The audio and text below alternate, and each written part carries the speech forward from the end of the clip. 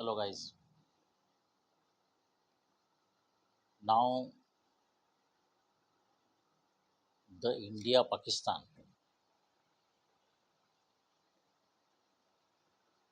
which I would not call as a conflict, it's actually war is going on, though it is not officially declared.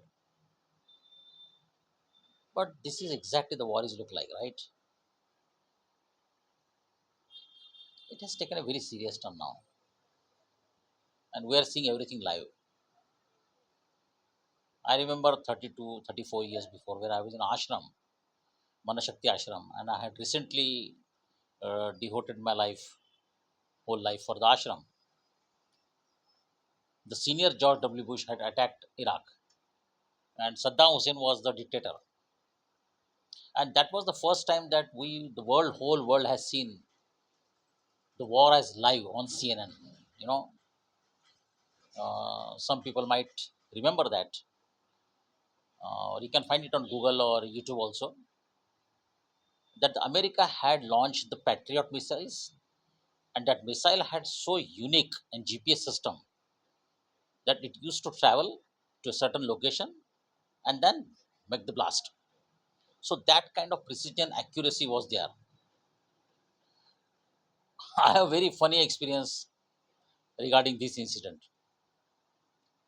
When that attack happened and then the oil prices went high, and then the ashram decided not to use the vehicles to save the money on petrol and diesel.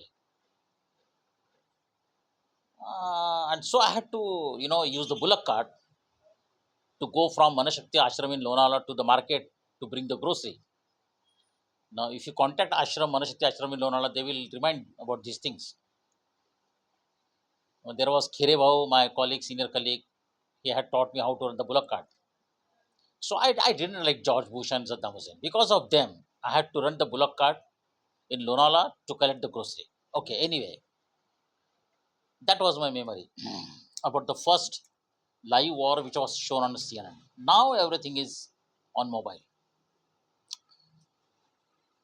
Pakistan is sending missiles, is targeting our city locations, depots and all these things. Indian Army successfully has destroyed those missiles by using S-400. I was very curious about this S-400 missile technology, anti-missile technology. I did not know that India has developed a kind of iron dome or a system which they call Sudarshan, the way Israel had developed iron dome. So that is kind of a surprise to the whole world because this Sudarshan technology is totally indigenous. And I salute the Indian Army, our technology people, ISRO, and the way people are integrating and coordinating, and the way they have achieved the accuracy and precision.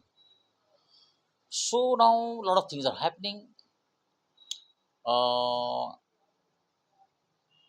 I don't know whether these are different incidences or coincidences, or can I call them as a synchronicity? Like the events are happening separately throughout the world, and they are hitting the single target or goal, and they are heading toward a certain outcome. I don't know. Maybe it is synchronicity. Let's see how it evolves. Yesterday, Foreign Minister of Iran had met the president and also his Indian counterpart, S. Jaishankar. Well, we don't know what's going on there, but what I understand, what I you know observe or analyze the things that why Iranian foreign minister is meeting president. What is the message is going on? There is a messaging, right? There is a clear message. Messaging is going on.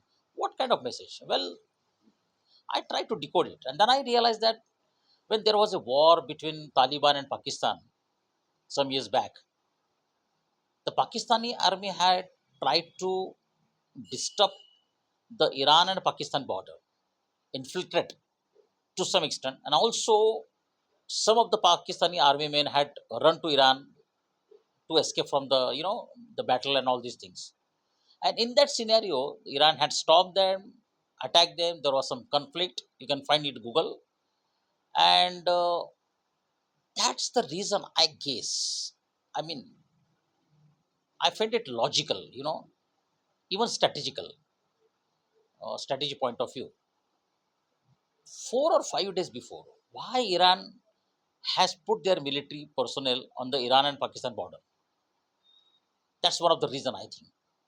And Iran doesn't want that this kind of war or whatever the situation will be evolved to come to the soil of Iran. Okay, so I think that kind of message is given by India, and then mutual understanding. Then there is a one more news is that Organization of Islamic Countries, there are 57 out of them. India has more than, I mean, largest Muslim community, but India is not part of that organization because of the Pakistan. And that's totally religious organization. And out of 57, 25 members have supported Pakistan. I saw it coming actually in my other videos on Facebook and my post on YouTube in Marathi language. I had mentioned that it's the Pakistan will play the Islamic card, uh, out of the desperation, out of the frustration, or that's the whole plan actually. They will project themselves as jihadi, fidaini, and the people who are serving Islam. So that's the narrative they will put it out, and it has already been started. Uh, so, but the thing is this that I don't know the Islamic world is buying it on large scale. This whatever trying to Pakistan sell as a narrative to the Islamic world, I don't see as if now, but sooner or later, I'm sure. I mean, I'm damn sure that not the countries itself, the overall Islamic sentiment will buy this narrative. That's what we have seen in the Hamas and Israel case, also against the war on terror. Now, America has a very hideous and very cruel, relation and very dirty and nasty relations with the and their operations, and they are very defamed in the Islamic countries. So whenever America does anything, you must have seen that some kind of rallies and anger and frustration on the streets of Tehran, Lebanon, Jordan, Yemen, and last 30, 40 years, if something is happening in Palestine, you also see that some kind of same rallies on the same streets. But right now, there is no as such very strong level of anger and frustration against the India. Though there are some undercurrents because in last 10 years, because of the Modi government, the BJP government, the Hindu ideology government, the world sees India as a not as a secular country, but as a Hindutwadi nation, Hindu Rashtra. And maybe that could be the trigger point, to disturb the sentiments of the Islamic world for the normal people. We have very good relations with the Islamic world, Islamic countries, and we are dealing with every nation as a nation, nation to nation. We are dealing with Indonesia on separate level, Malaysia with separate level. But in total, the Islamic world sentiments works very in a weird manner. So if this war continues for a longer time or escalate, you know, or it becomes borderless, or it start affecting the global trade and all these things, or even the Afghanistan, then this Islamic sentiment will go against India. And in such a scenario, the India will be, I don't know whether they are ready or not, but I guess they are, this government. They should be ready to prove that the Islamic State of Pakistan is not real Islamic. They are haram state, they are napak state, they are against the Islam. They borrow the money with interest, which is haram in Islam. So the India will have to the counter narrative, and at the same time, India will have to put the facts about the Indian Muslims, about their progress, about their loyalty, integrity, and our, you know, Of course, the world knows there are a lot of issues between Hindu Muslim in India, but there are fault lines everywhere. So the Indian government will have to play a very different kind of game when it comes to selling the narrative, or setting the facts right, which is a very very sticky wicket in my sense, because the India should not fall in trap Pakistan's narrative. We Indians, media, the government, and the leaders should not counter Pakistan every now and then in the name of Islam. Oh, this is not Islamic. We are not anti-Islamic. Blah blah blah. We should take another stand, another view, another very different dimension. What we should play a new theory, an ideological or philosophical understanding that look, we India has nurtured every religion. We welcome everybody, and we have served all the communities supported. When the Jews were, exonerated or executed throughout the world, we are the only country who supported. Then we still have very good relations, and we serve, Pakistani people for medical, treatment and all these things. We have very good relations with the Afghan religion regime and all these things. So by and large, India has a goodwill in this case.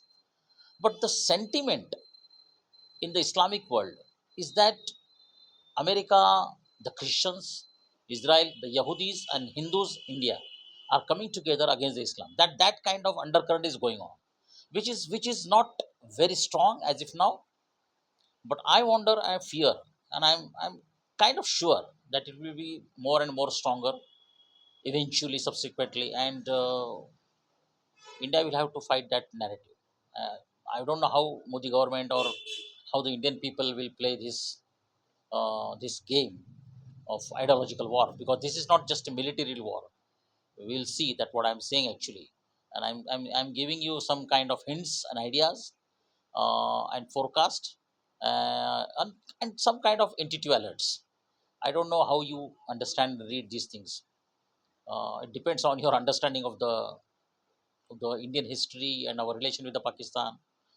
Uh, because the Pakistan is not a state; it's just a land conceived, conceptualized by some Punjabi Muslims, very dominant Muslims. It's not a homogeneous state like India. You know, it's a fractured mindset, and Pakistan has kind of a split personality. If you go on by the terminology of mindset and mind analysis and all these things, they have split personality kind. The Punjabis have dominated military and everything, so there are revolts and there are mutinies under the carpet which the army has put so far. Uh, the Pakistani new generation is very upset with the military regime by and large. Then one more thing is that if this escalates, and it is escalating geographically in sense, what the Taliban will do, the Afghan Taliban will do, because that's going to affect them also. So the eastern border of the Pakistan, there will be conflicts. What kind of conflict we don't know. Uh, so that's one of the thing. Uh, one more, my observation is that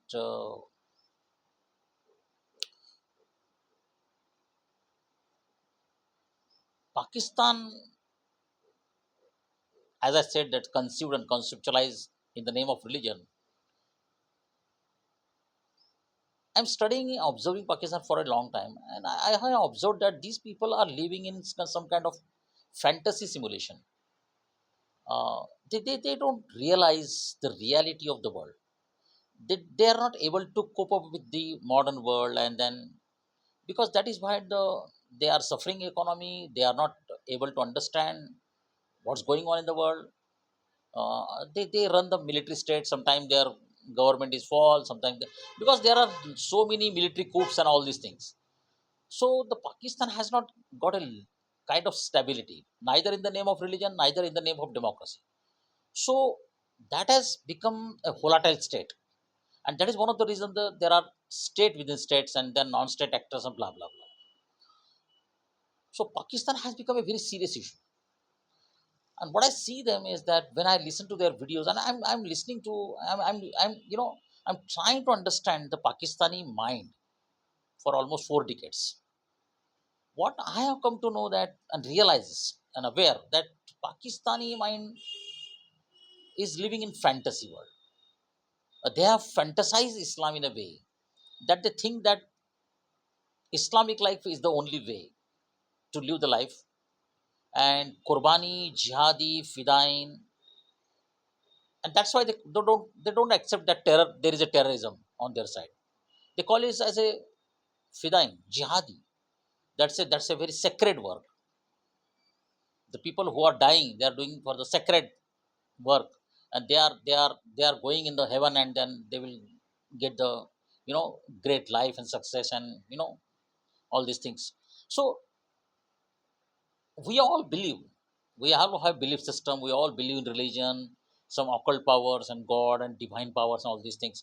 But if you look at the world around us, the Chinese and all these things, they have their own belief system. America has belief system, Russians have belief systems, even Saudi Arabs and Qatar have belief systems.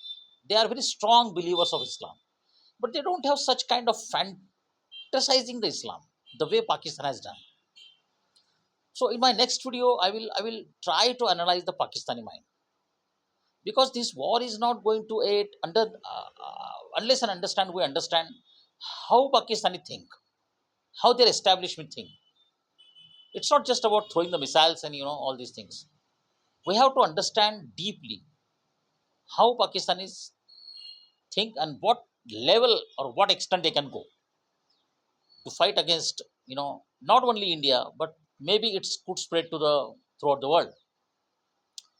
So let's see. I'm keeping an eye on these things. There are so many things are going on. Chinese president has met Putin in Moscow. There was grand welcome. I don't know what's going on there. It seems they're kind of a understanding, and I think Modi ji has given a message to Putin to convince Zai to have a business with India and not to get engaged with the Pakistan, because if the Indian army tomorrow or the day after tomorrow or eventually they will have to, by the way, enter POK and take the Muzaffarabad today, tomorrow, whether it is short term war, long term war, this kind of operation or that kind of operation, but we have to, because that is a very strategic point. What the China will do, let's think about that in the another video. Okay, thank you very much.